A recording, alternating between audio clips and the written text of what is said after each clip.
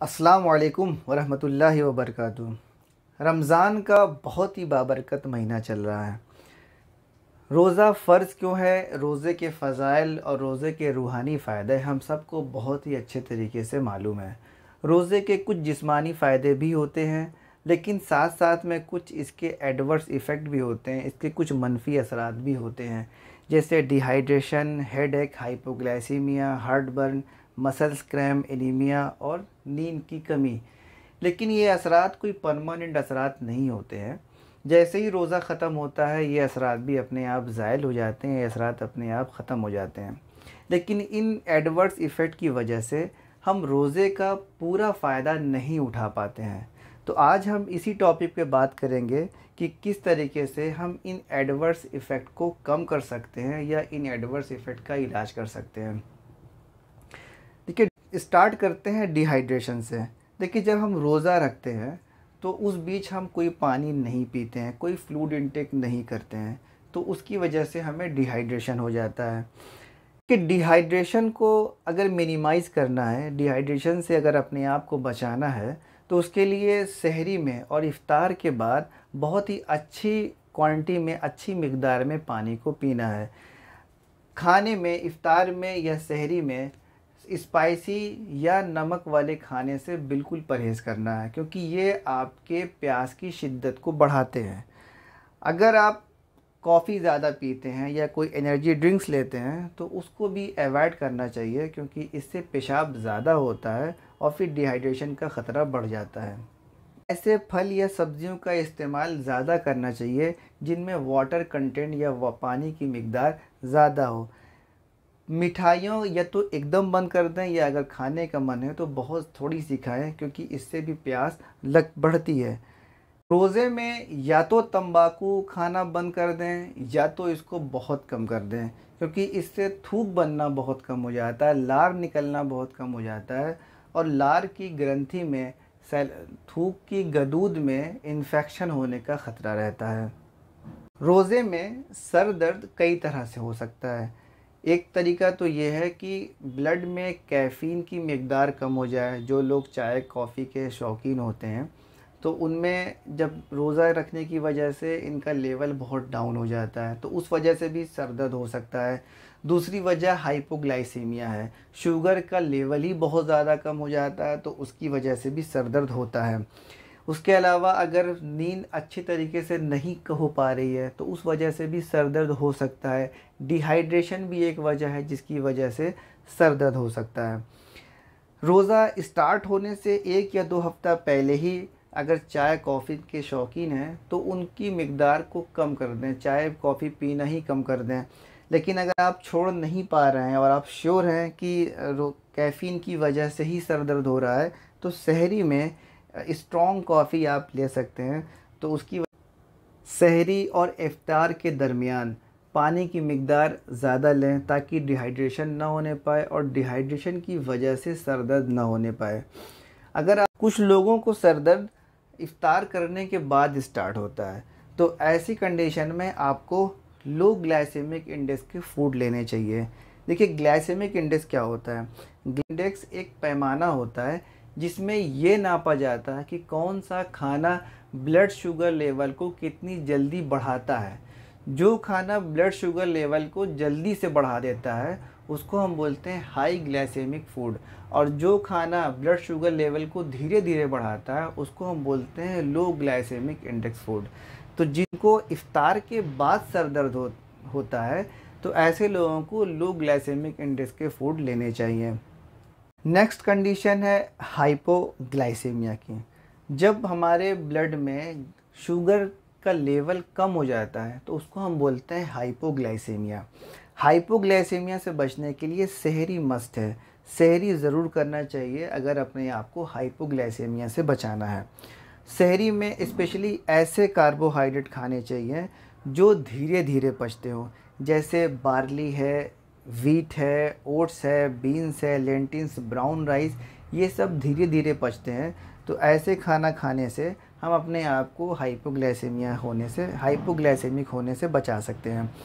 और ऐसे खाने से परहेज़ करना चाहिए जो जल्दी से पच जाते हैं, जैसे शुगर है या वाइट फ्लोर है या की जलन हमें तब होती है जब हम बहुत ज़्यादा फ्राइड या फैटी फूड खा लेते हैं, तो ये लेट पचते हैं।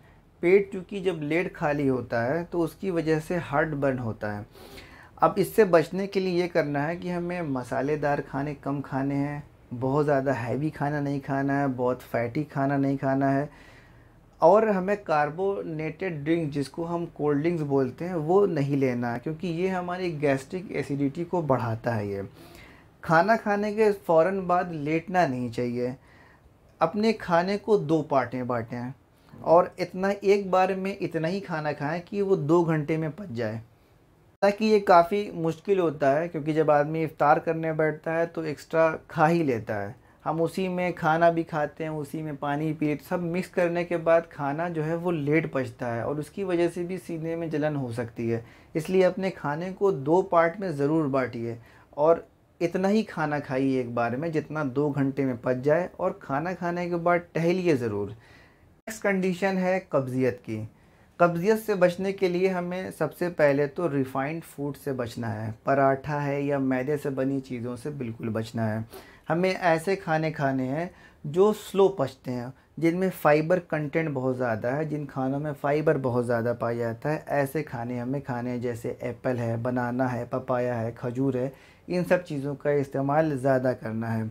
उसके अलावा हम प्रोबायोटिक्स ले सकते हैं, जैसे दही। ये भी कब्ज़ियत को ख़त्म करने में, दूर करने में काफ़ी मददगार होते हैं। नेक्स्ट कंडीशन है मसल्स क्रैम्प की या पट्ठों का दर्द का। देखिए, रोज़ा जब आदमी रहता है तो पानी की कमी तो वैसे ही हो जाती है। पानी की कमी, फूड की कमी, तो इनकी वजह से जो इलेक्ट्रोलाइट्स हैं जैसे सोडियम, पोटेशियम, मैग्नीशियम, कैल्शियम, इनका लेवल कम हो जाता है। तो इनकी वजह से मसल्स क्रैम्प होते हैं। फूड क्या करते हैं कि हमारी सेल्स को, हमारी मसल सेल्स को वो हाइड्रेट रखते हैं, जिसकी वजह से ये सेल्स सही तरीके से सिकुड़ती है और सही तरीके से फैलती है। लेकिन जब डिहाइड्रेशन होता है तो इनका कॉन्ट्रैक्शन और रिलैक्सेशन सही तरीके से नहीं हो पाता है और इसकी वजह से भी मसल्स क्रैम्प होते हैं। तो मसल्स क्रैम्प से बचने के लिए आपको सही तरीके से पानी पीना है। ऐसे खाने का इस्तेमाल करना है जो वाटर रिच हों, जिनमें मिनरल्स ज़्यादा हों, जैसे फ्रूट्स, डेयरी प्रोडक्ट्स, मीट हैं, खजूर हैं, इन सब चीज़ों का इस्तेमाल ज़्यादा करना चाहिए। बहुत ही अच्छा सोर्स है पोटेशियम का। खजूर बहुत ही अच्छा सोर्स है फाइबर्स का। खजूर बहुत ही अच्छा सोर्स है आयरन का। अगर हम खजूर इस्तेमाल करते हैं तो बहुत सारे मिनरल्स हमें मिल जाते हैं। उसके अलावा खजूर से हीमोग्लोबिन का लेवल भी बहुत अच्छा हो जाता है। और कुछ फल हैं जैसे केला, ऑरेंज, इनमें पोटेशियम बहुत हाई होता है। डेयरी प्रोडक्ट्स में कैल्शियम बहुत हाई होता है। तो इन सब चीज़ों का भी हमें इस्तेमाल करना है ताकि हमारा इलेक्ट्रोलाइट्स बैलेंस वो ठीक रहे। वो है हमारा एनीमिया। तो रोज़े में इतनी जल्दी तो एनीमिया नहीं होता है, लेकिन फिर भी प्रिकॉशन के तौर पर हमें ऐसे खानों का इस्तेमाल करना है जिसमें आयरन की मात्रा बहुत ज़्यादा हो, आयरन की मिकदार बहुत ज़्यादा हो। जैसे पालक, ब्रोकली है, एप्रिकॉट है, इनमें आयरन कंटेंट बहुत ज़्यादा होता है। स्पेशली खजूर का इस्तेमाल बहुत ज़्यादा करना चाहिए, क्योंकि इसमें आयरन बहुत ही अच्छी मात्रा में होता है और ये हीमोग्लोबिन भी अच्छे से बढ़ाता है। जिन खानों में विटामिन सी ज़्यादा होते हैं वो खाने आयरन को जज़्ब करने में मदद करते हैं। जैसे नींबू है, टमाटर है, ये चीज़ों में विटामिन सी बहुत ज़्यादा होता है, तो फिर ये आपके आयरन को एब्ज़ॉर्ब होने में मदद करते हैं। तो इसकी वजह से भी एनीमिया को प्रिवेंट कर सकते हैं, एनीमिया से बच सकते हैं। खाना खाने के बाद चाय या कॉफ़ी बिल्कुल नहीं पीनी चाहिए, क्योंकि ये आपके आयरन एब्ज़ॉर्प्शन को कम करते हैं, आयरन को जज़्ब होने से रोकते हैं ये। देखिए, जब हम रोज़ा रखते हैं तो हमारा जो मील टाइम है वो डिले हो जाता है, हमारा खाना खाने का टाइम बढ़ जाता है। तो अब जब हम खाना स्टार्ट करते हैं तो उसमें हम बहुत ज़्यादा प्रोटीन ले लेते हैं, और बहुत ज़्यादा, या तो बहुत ज़्यादा हम प्रोटीन ले लेते हैं या तो बहुत ज़्यादा हम कैलोरी ले लेते हैं, जिसकी वजह से थर्मोजेनिक इफ़ेक्ट होता है। इसकी वजह से क्या कर होता है कि हमारे बॉडी का टेम्परेचर बढ़ जाता है। तो जब बॉडी का टेम्परेचर बढ़ जाता है तो फिर जो स्लीप की क्वालिटी है वो घट जाती है। उसके लिए हमें ये करना हो, जब भी हम सोने के लिए जाएं तो वज़ू ज़रूर कर लें। वज़ू से हमारा जो बॉडी का टेम्परेचर है वो घट जाएगा। अलावा जो हमारी इलेक्ट्रॉनिक डिवाइस है जैसे मोबाइल फ़ोन, टैबलेट्स, लैपटॉप, इनको थोड़ा अपने से दूर रखें ताकि नींद में खलल ना पड़े। सोने से पहले एनर्जी ड्रिंक्स, चाहे वो कॉफ़ी हो या चाय हो या कोला ड्रिंक्स हो, इन सब को बिल्कुल से अवॉइड कर देना चाहिए। अगर आप गौर करिएगा तो आपको और भी चीज़ें मिलेंगी जिनकी वजह से ये दिक्कतें होती हैं। अपना बहुत ख्याल रखें, दुआओं में याद रखिए। अल्लाह हाफ़िज़।